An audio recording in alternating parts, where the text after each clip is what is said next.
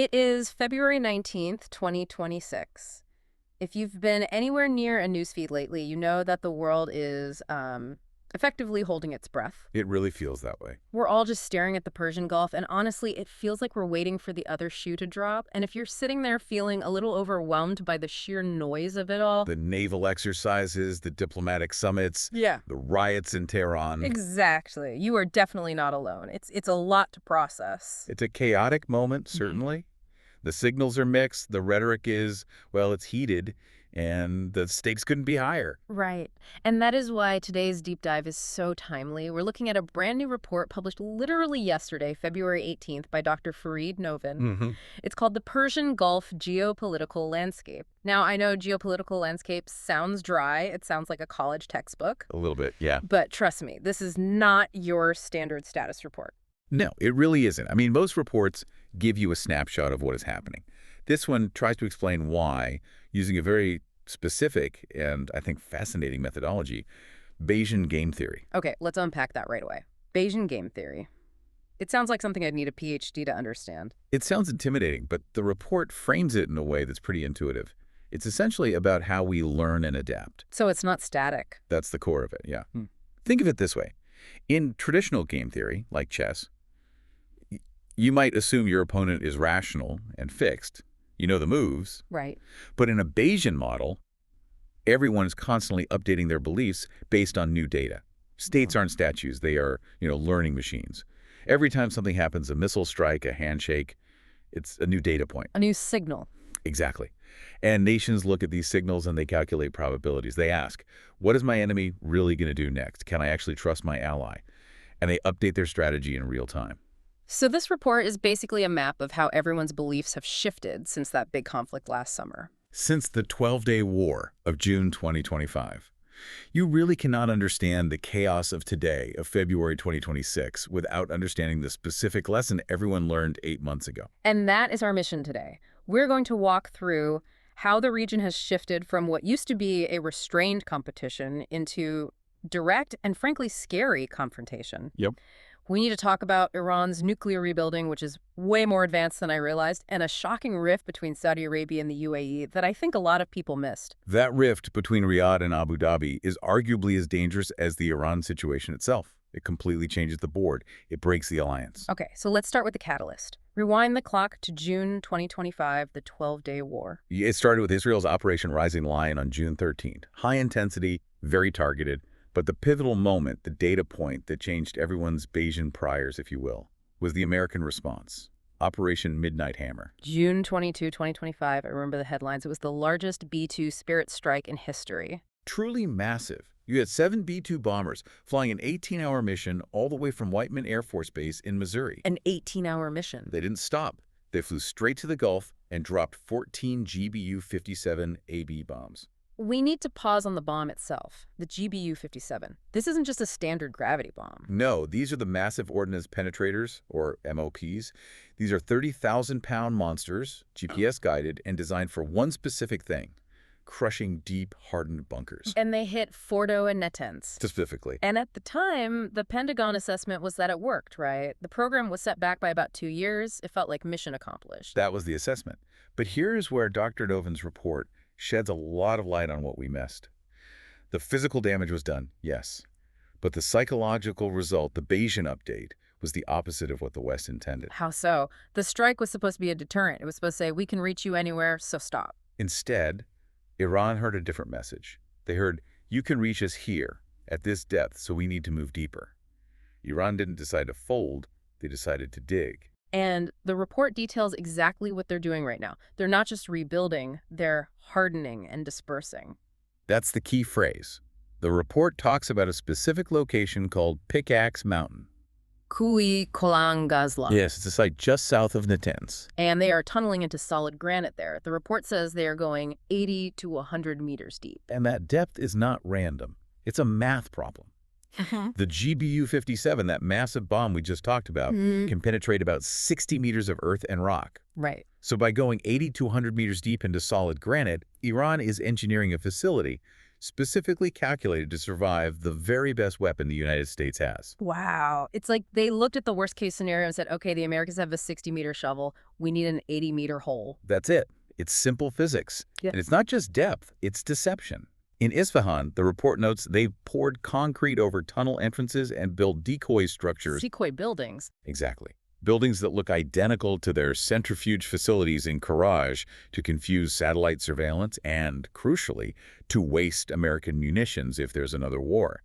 They want the U.S. to drop a $3 million bomb on an empty warehouse. So the big takeaway is that the strikes didn't end the threat. They forced the program to evolve into something that might be physically impossible to destroy with conventional weapons next time. So we have an Iranian program that is physically harder to reach. That's the shift in Tehran. But let's go back to that Bayesian idea updating beliefs.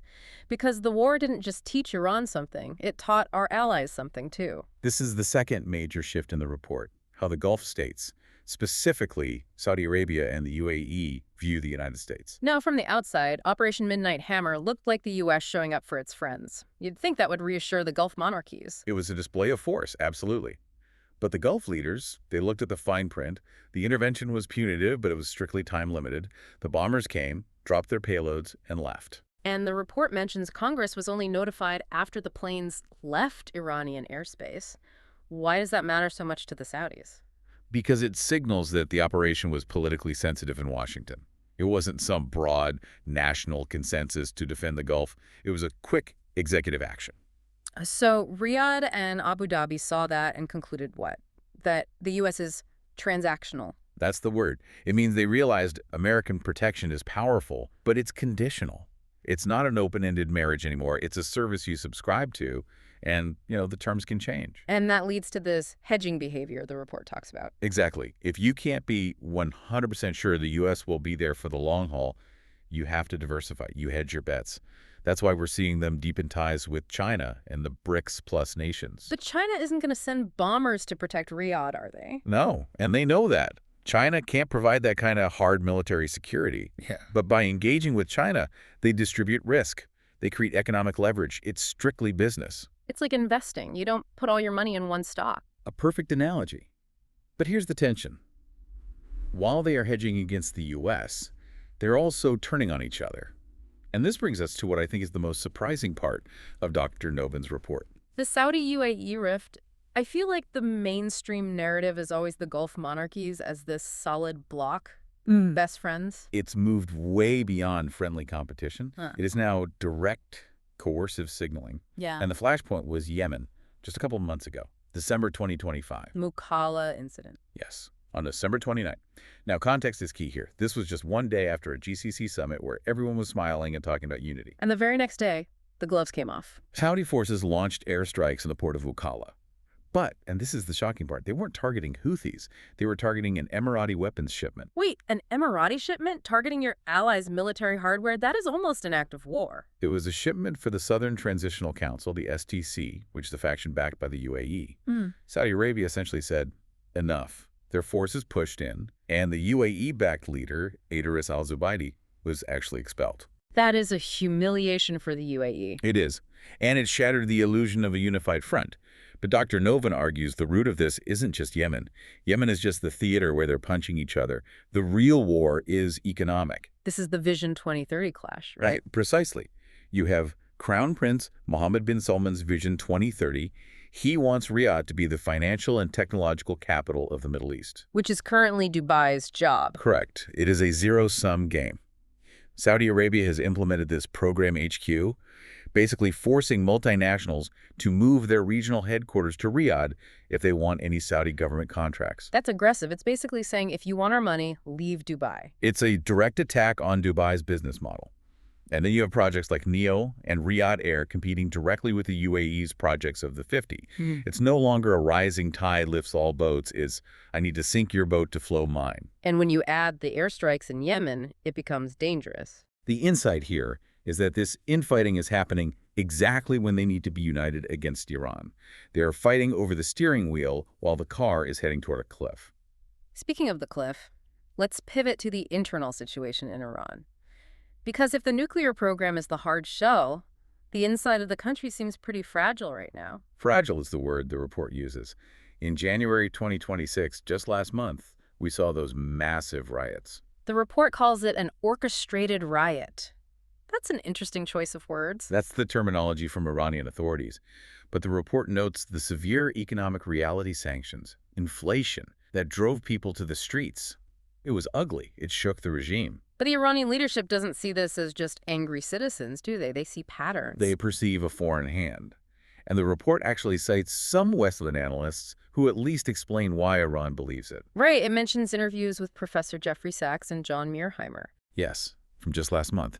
They argue that the combination of sanctions, info wars, and unrest fits a classic regime change playbook.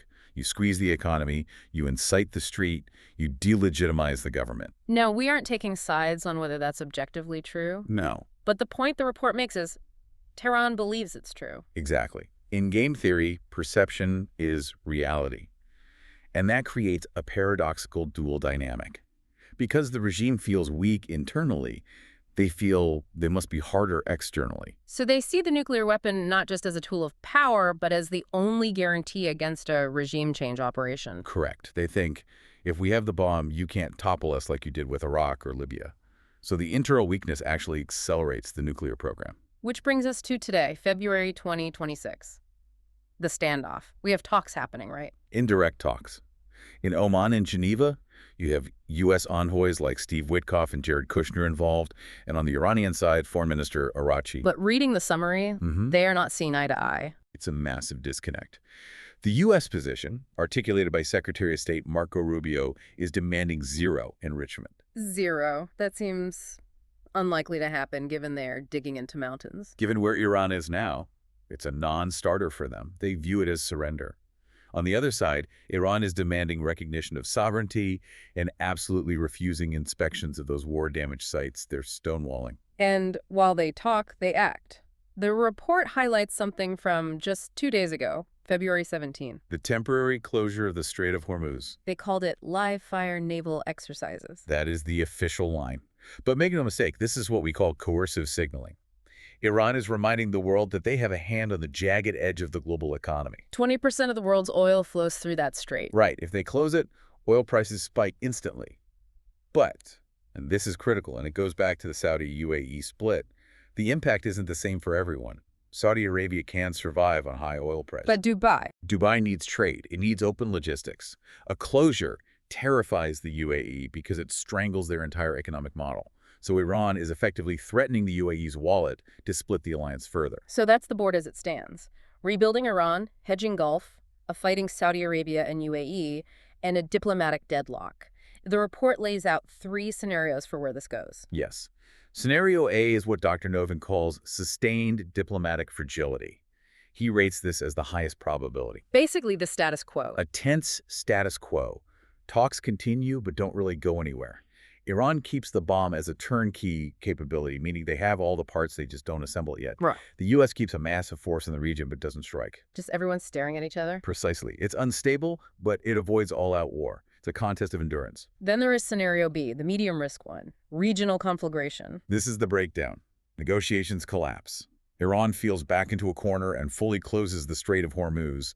We'd see a global oil shock, stagflation in the West, and the UAE's economy potentially collapsing. This is where that Saudi-UAE rift becomes disastrous. Exactly. If the house is burning and the 2 firefighters are arguing over who holds the hose, the house burns down. And scenario C, regime implosion. Low probability, but very high impact. The government in Tehran fractures under internal pressure. The riots spiral out of control. That sounds like it could be a good thing to some people in Washington. Be careful what you wish for. That's the warning. The report speaks of loose nukes. If the central command structure falls apart, who controls the centrifuges, the stockpiles? It's not a clean transition, it's chaos. So given all this, what does Dr. Novin suggest? What's the advice to the G7? His advice is very practical. First, stop treating the Gulf as a monolith. You need a Saudi policy and a UAE policy. They want different things. That makes sense. You can't treat competitors like they're best friends. Second, focus on defensive systems. Patriots, TAAD. If you make the Gulf states feel safe, they don't need to hedge as much with China. And finally, stop with the offensive rhetoric. It just convinces Iran they need the bomb for survival. It's about changing the incentives, changing the data points so they update their beliefs. That's the only way to de-escalate.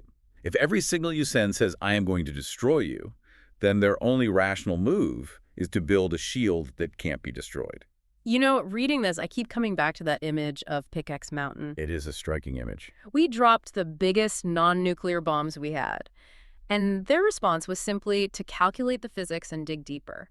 It really begs the question, if Iran has learned that depth and dispersion is the only way to survive American power, have we actually incentivized them to build a nuclear infrastructure that is literally impossible to destroy? That is the uncomfortable question at the heart of this. If you can't bomb it away and you can't sanction it away, you eventually have to deal with the reality of it. A sobering thought for a Thursday. We are going to keep monitoring the signals, the drills, the summits, the tunnels. There's a lot more to unpack, so stay with us. The signals are changing every day.